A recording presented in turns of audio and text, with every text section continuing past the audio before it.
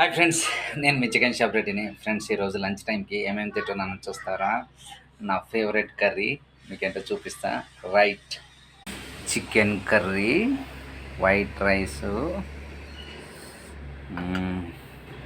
పట్టు పడతా,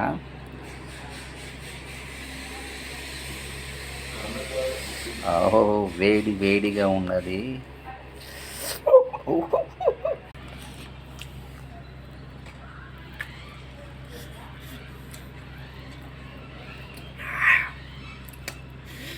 chicken curry others నా ఫేవరెట్ అబ్బా. వారానికి 4 సార్లు తింటా.